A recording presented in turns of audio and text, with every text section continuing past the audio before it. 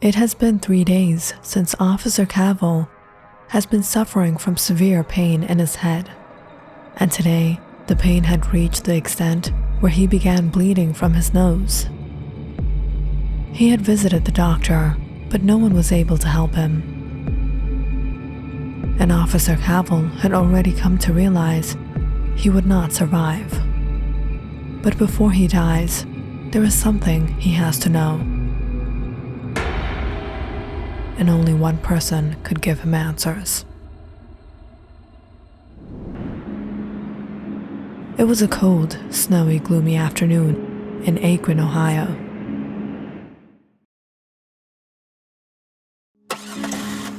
Officer Cavill was having difficulty driving. Ever since this pain had started, his vision had become blurry, and he was always nauseated. But bearing through the pain, he reached the apartment.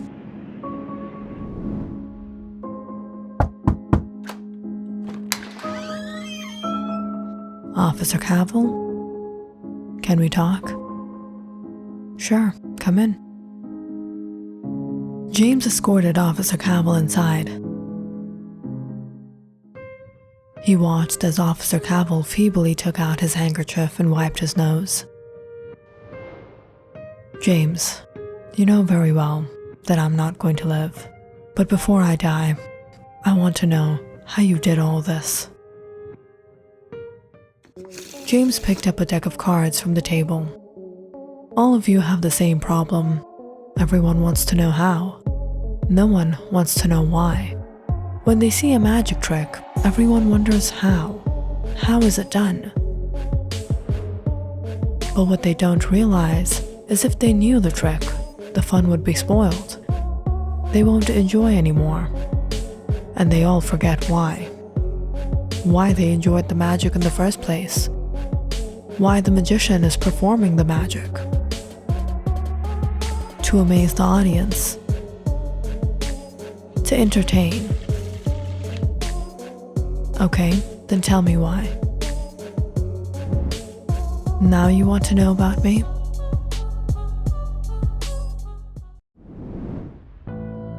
James has always been different than others. After the death of his parents, he grew up with his grandparents. He had always been a little peculiar and eccentric since his childhood.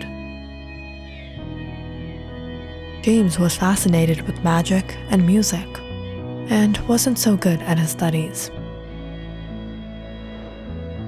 As he grew up, he realized he was dyslexic. But James discovered his talents and his own way of doing things, and eventually excelled in his studies.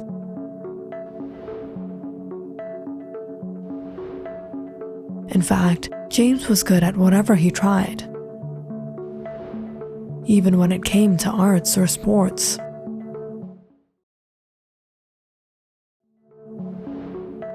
Some people process their thoughts verbally. Some people visualize their thoughts. But James thought differently. He visualized his thoughts in the third dimension, looking at things from every angle and every perspective. James was simply genius.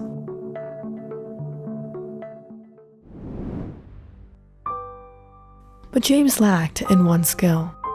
Even though he was good at heart and nice to everyone, James found it difficult to socialize with people. And people often took advantage of him, ignored him, underestimated him, or even belittled him. Like the times when James would be standing online and someone would simply cut his place, and James would not know what to do.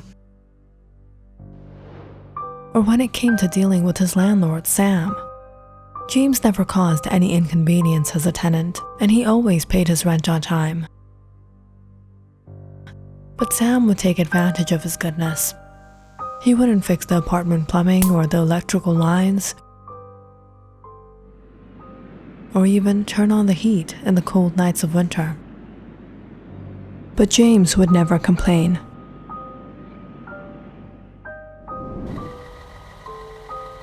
today, on the bus, when James was with his girlfriend Michelle, it was packed, and Michelle somehow managed to get a seat while James stood beside her. Just as the seat beside hers became available, another guy pushed in and sat down. "Excuse me, he was with me. We were waiting for the seat." "Well, last time I checked, this was public property." Michelle looked at James expecting him to say something, but James was silent.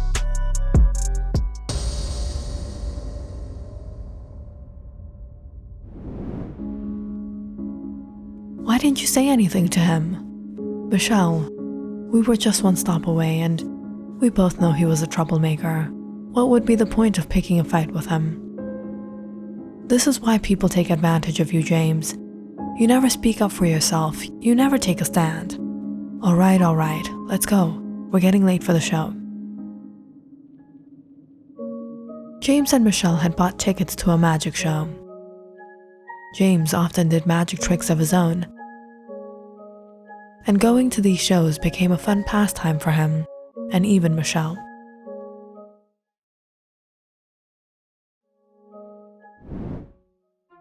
And now for the finale.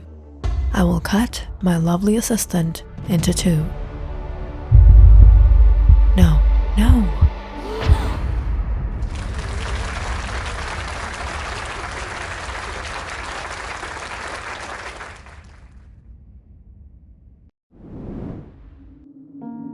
James, why do you even come to these shows? You know how they do it. You know every trick in the book. Who said I come to see magic? I come to observe you. Your reaction, your amusement, your smile. You don't come to observe me. You come to observe people. That's all you do, observe. You're like a watchman who watches everything, but doesn't stop the thief. James chuckled as Michelle went on and on. But just then, the couple heard a screeching noise as a car came swerving down the road. "James, move!"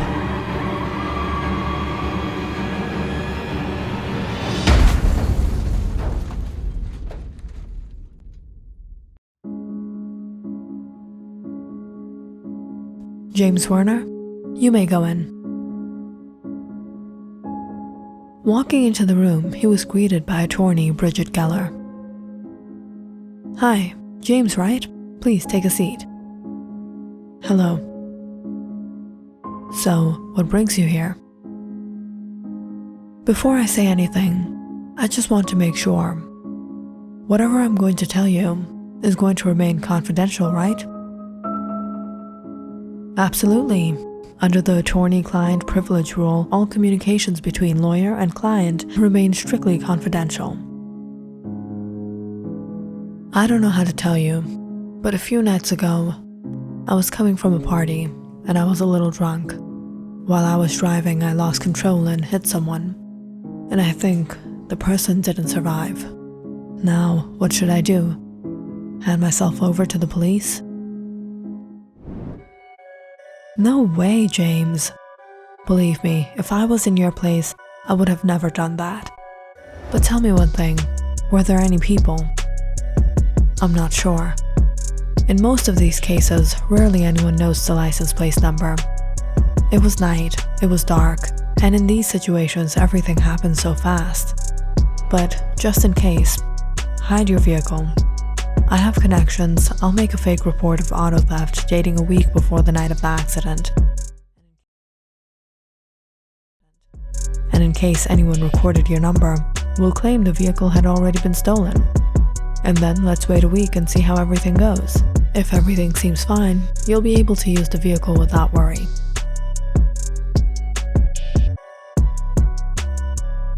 "That's all?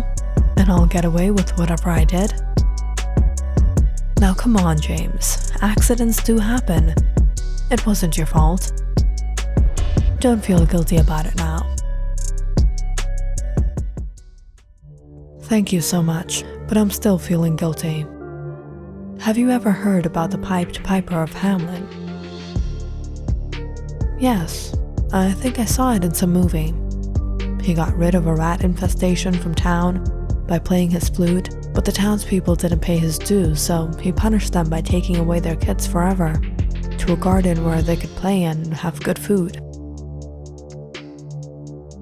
James sighed as he took out a pair of earplugs and wore them, but that's not what really happened.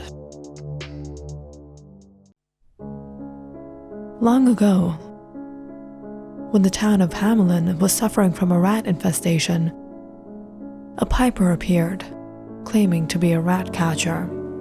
He promised the king a solution to their problem, and in turn the piper was promised 1,000 guilders.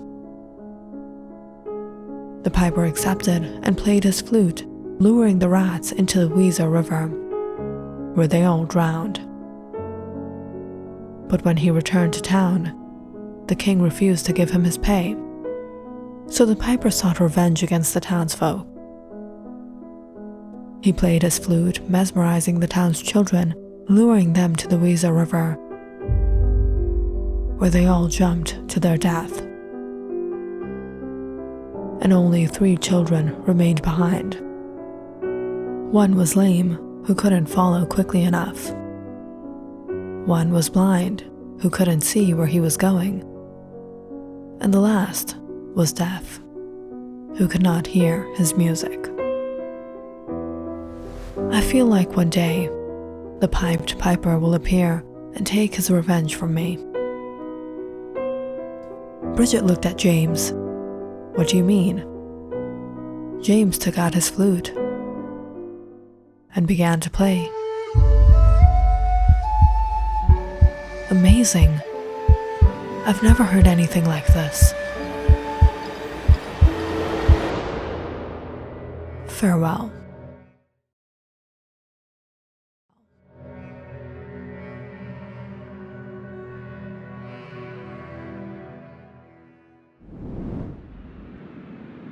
The night James and Michelle had left the magic show, a car had swerved off the road straight their way, and Michelle got severely injured. James took her to the hospital, but she didn't survive.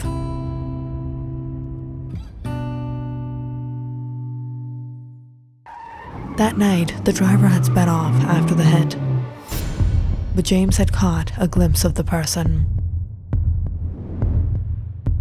And it was one day, a year later, James saw an advertisement on the newspaper and immediately recognized the face he had seen that night. It was attorney Bridget Geller. James took out an old chest that had been passed down in his family.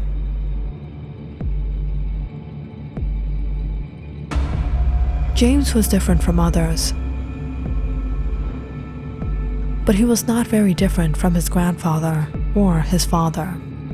The Werner family originally came from Germany. James's grandfather was a magician, and his father was a musician. And their family had some secrets no one knew.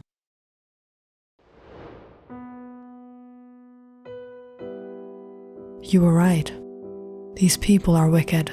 They deserve punishment.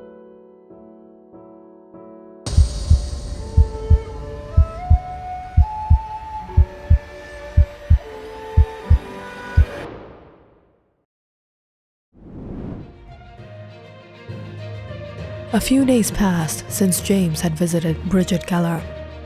He was at his apartment getting some work done when the news caught his attention.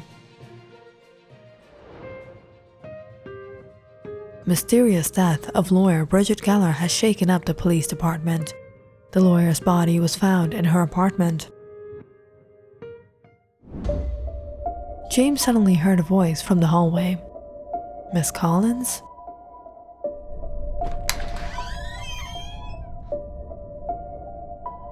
Miss Collins slipped down the hall from James. She was a single mother raising her 4-year-old daughter. Don't ever dare come in my apartment again.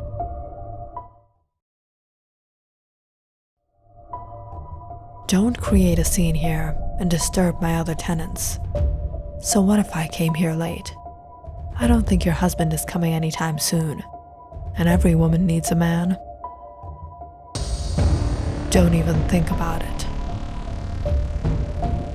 You're rejecting me? You owe me 2 months' rent. If you don't get it by tomorrow, I'll evict you.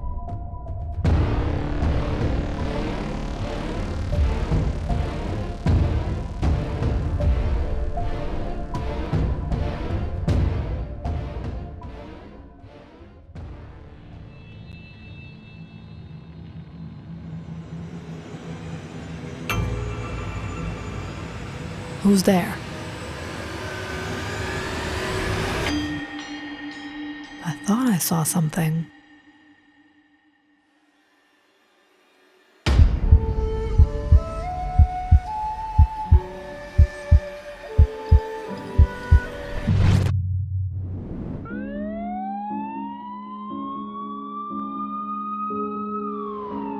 He was the landlord, Sam Atkins.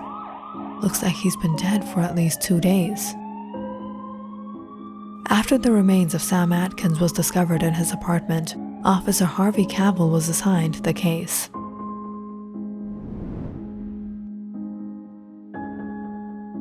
What do you think? How did he die? There is no explanation to what caused the brain hemorrhage. Was he taking any medication or had any form of chemical exposure? No, we did the tests and found nothing. It was a mysterious death. Does this happen often? No, but in recent time, it's been the second. A lawyer named Bridget Geller died in the exact same way.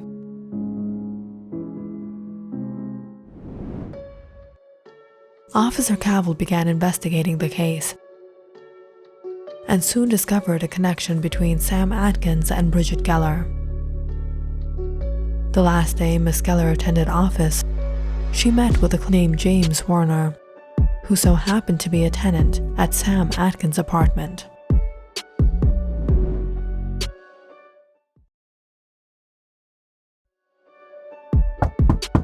So Officer Cavill went to speak to James. Officer Harvey Cavill, BIPD, you must be James Warner. Yes, how may I help you, officer? Oh, cozy apartment. Your landlord, do you know how he passed away? I don't know. Exactly the way the lawyer Bridget Geller died. You knew her, right? I visited her once. What was it about? Communications between lawyer and client are held confidential. Listen, kid. I don't know how you did it and what you're up to, but I know you're up to something, and I'll get to the end of it. James was passive about the whole matter, and Officer Cavill couldn't get much information from him. But late that night, when he was home asleep, he suddenly woke up to a strange music. Listening to it, he suddenly noticed someone outside his window. But before he could get sight of him, the person escaped.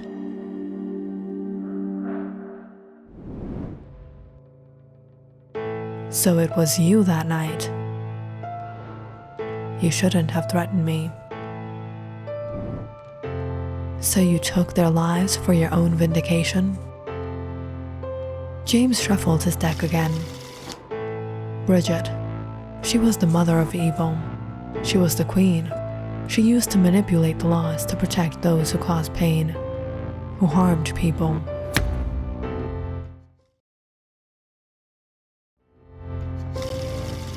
And Sam was the king of evil, who enjoyed taking advantage. But what about me? I'm a man of law. I didn't harm anyone. I didn't take advantage of anyone.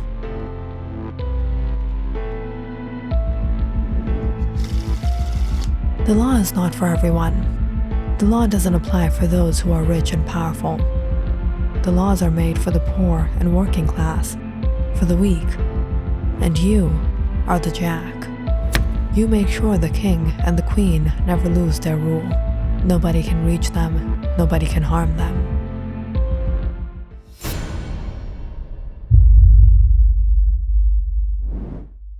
You think you're a genius? You're a hero?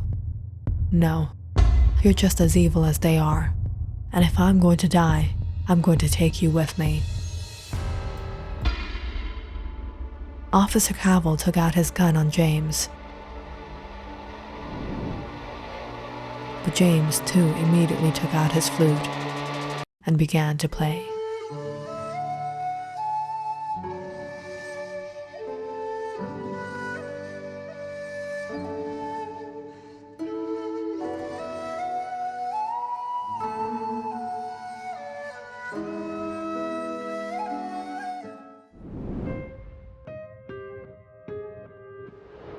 How did this happen?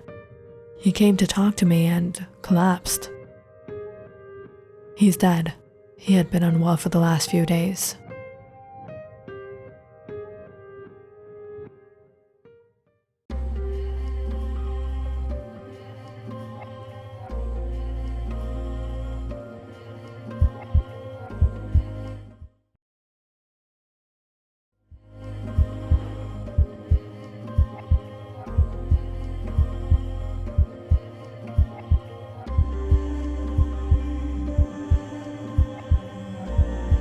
Click on the subscribe button and check out more awesome videos on our channel.